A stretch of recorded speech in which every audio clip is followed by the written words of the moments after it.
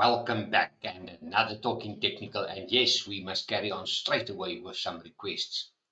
And the first request is I think it was Rian that asked me, France Bell equipment with all the hassles in South Africa, what is the problem that they're not coming under pressure? And it's quite simple. Remember, this is a company that supply big products to the mines, and the mines, of course, must buy because they need these big machines to do their business. And what happens? There's these spikes in the share price. There's the 50-day moving average. But for me, they came out with a cautionary and they said, listen, guys, we do make good money. But the problem is we need to manufacture some of our product now in Germany and then import it and then sell it onto the mine. So for me, brilliant share, wonderful move to the upside. And this Lampel formation worries me a little bit. Usually, what you find is I've seen it on the other day with Harmony. You get these beautiful rallies to the upside. Then you see sort of a base that can happen, and then it comes back. And sometimes it comes back all the way to this 50-day moving average. But I mean, the momentum is up, but where will the momentum show their cracks? You see this candle here. This candle is a spinning top.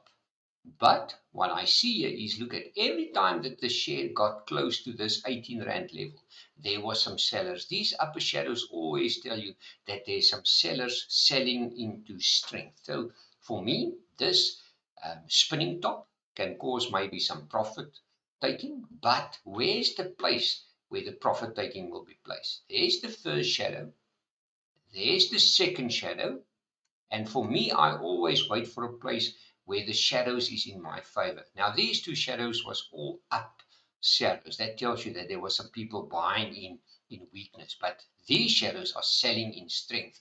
So for me, this little shadow there gives me the hint, and that is below 17 Rand. If the share starts to close below 17 Rand, I think that we can easily see some profit taking.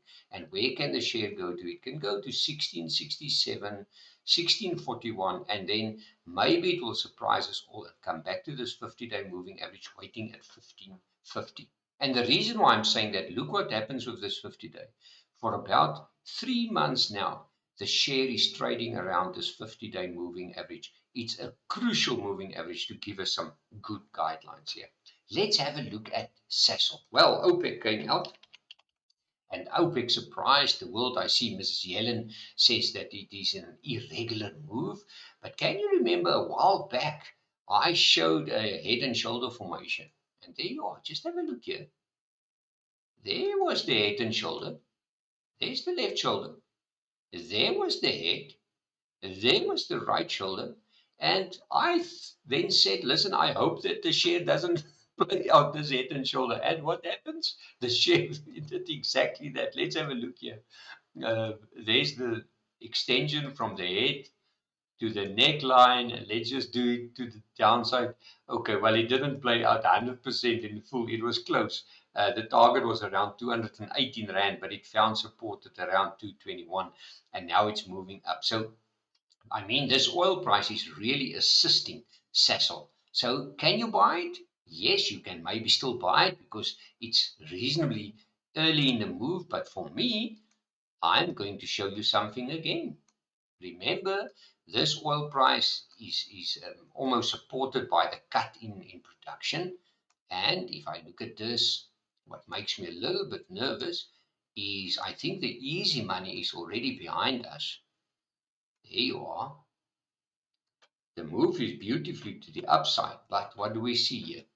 We see a rising wedge developing in the chart. Now, first of all, the share can maybe surprise us all and go back to this 50-day moving average and maybe close this little gap. Let's show you this gap. There's a gap, and this gap is sitting between 262.85, and it will close below it will close at 264.87.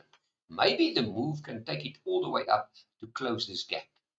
But for me, this is a rising wedge, or even some people will talk about a ascending channel. So a beautiful, beautiful channel to the up or a rising channel. But for me, the crucial line will be this support line. If the share breaks below 244, 245, I will start to get a little bit nervous, because then you can easily see that the share breaks lower. And of course, what do we see here? We see a tiny little gap here at the bottom. And there's the gap. Let's just show you. And I know that everybody is now optimistic about Sasol, but maybe the share can maybe just surprise us and close this gap. And this gap sits between 237.91 and 230.05. Sorry, 236.93. That is where the gap closes, and it opens at 237.91. So let's hope that it doesn't close there. So maybe a little bit late, but I mean, for the boys that reacted on this little candle, this dragonfly doji, I mean, they well in the pound seats, they almost 10 or 15% already in profit. Let's have a look at Opthea Limited. Well, this is an overseas company. Let's have a look. There you are. And for me, and I think it was June that asked Frans, can I buy the share? Well, you can always buy the share. Nobody will tell you not to buy the share. But for me, the momentum is clearly to the downside. Look at this shaven bottom candle. This is a negative candle. A shaven bottom candle is always a warning candle. So for me, what do we do? And unfortunately, you didn't say that you are a trader or a long-term investor, but I'll give you two scenarios here. The one is for trading. The momentum is clearly to the downside. And what do we see? We maybe see a falling wedge here. Now, a falling wedge beautifully can easily break to the upside, but where's the first sign of strength? That will be above $3.78. I will use my stop loss as 360, and the share can maybe go and close this little gap there all the way back to $4.17. But for a long-term or a medium-term view, where can I buy the share? I will use the same resistance line. I will draw it in there and say, okay, the momentum is still clearly to the downside. Nothing can stop the share of going even lower. But let's have a look here. There's a beautiful descending channel. Now, that's a nice solid channel for me. And I mean, it shows you that the share has consolidated in this for a while. So for me, first of all, the share needs to close this gap. That will tell me that there is maybe some buyers keen on buying it, and that gap is sitting between $4.10 and $4.17. And I think by the time that it gets to 470, we'll be close to actually turn this resistance line into a support. So above 417, where can the share go to? Let's just do the extension for you there. It's quite simple there. Let's extend it. And then you can see the share can maybe go all the way up to $5.42. But for me, the crucial level for a medium-term investor will be, once again, $4.80 for the medium-term investor. So if you buy above $4.80, use this channel as your stop loss, 445. Otherwise, for a medium-term view, buy above this, and hopefully it can go all the way there. Let's have a look at Master Drilling. I mean, this company is printing some wonderful results, and the share price is absolutely doing nothing. The share price is just almost, you can say, play around this 50-day moving average. Now, I've got a message for you, and the message is, when you get a share that's doing absolutely nothing, let's say from last year, and the company presents every time with wonderful results, you will get a point where there's either two things happening.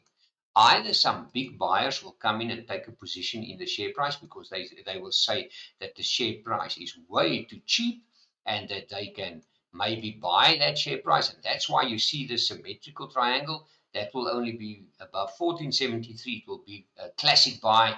It can take it up all the way to 16 Rand, because I like these lower shadows. These lower shadows tell you that every time that the share gets close to 13 Rand 25, there is some keen buyers on buying the stock. And look at this 50-day moving average, classic, 13 Rand 98. That shows you that the share is moving above that. So be patient with this one. If you do buy it, I think just sit tight on it. Use a stop loss of 13.58. Otherwise, wait for this beautiful resistance line, strong line to break up, and you can maybe see the share fly to 16 rand. Thank you for watching our show.